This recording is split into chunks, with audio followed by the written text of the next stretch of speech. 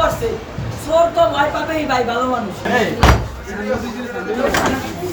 তারা টাকা দিবে হ্যান্ড ক্যাশ, তারা যে দুর্নীতিবাজ, তারা আমাদের ঘুম পান বুঝ দেয়, টেবিল বুকে টাকা লিখিয়ে দেয়। তাদের কাছে আমরা আমাদের দাবি জানাইছি, তারা মাইনে নেছে, কিন্তু আমাদের একটা লিখিত নোটিশ চাইছি, কিন্তু ওইটা দিতে রাজি নয় তারা। 3-4টার দিকেই আমরা তালাবদ্ধ করছি, না মানতে পারি। আমাদের ওই ক্লিনিক্যাল প্র্যাকটিস বাবদ 12,000 টাকা নিচ্ছে, ওইটা মানে সম্পূর্ণ সমন্বয় করছে। তারপর বলছি আমরা নোটিশ চাইছি, কিছু একটা লিখিত নোটিশ লিগাল, তারপর ওনারা দিতে রাজি হয়নি।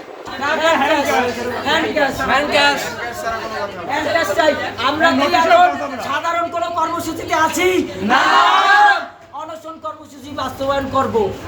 করছি বেড়া আপনি তো বলছিলেন যে আপনি পারবেন না, তাহলে এখন তালা দেওয়ার পরে কিভাবে পারেন?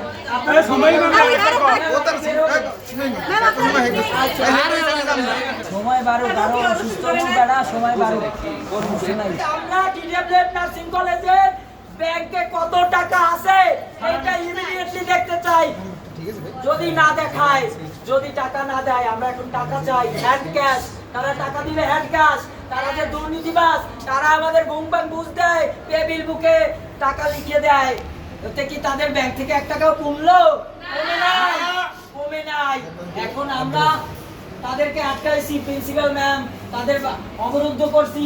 এখন তারা বলে নোটিশ দিবে, আমাদের অনশন কর্মসূচি চলবে, কোনো নোটিশে কাজ হবে না।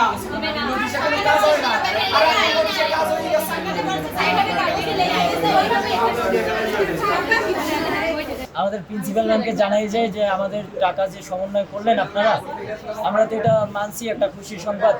এখন আমাদের লিখিতভাবে যদি একটা নোটিশ দিতেন, আমরা সকল শিক্ষার্থীরা শান্ত থাকতাম বা আমরা ক্লাসে ফিরে যেতাম।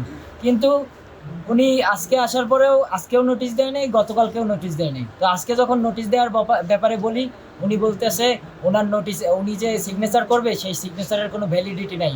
এই যে ক্লিনিক্যাল প্র্যাকটিস বাবদ যে টাকা নেওয়া হয়েছে, এই টাকা ফেরত না দেওয়া হবে ততদিন পর্যন্ত আমাদের অনশন চলবে।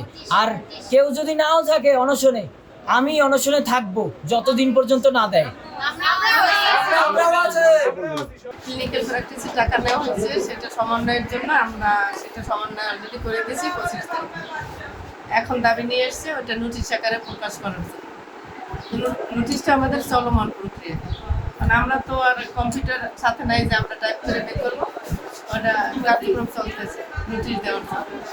আমরা তো মালিকের সাথে যোগাযোগ করার পরে আমরা এই সিদ্ধান্ত, এখন একটা নোটিশের জন্য প্রসেসিং চলতেছে।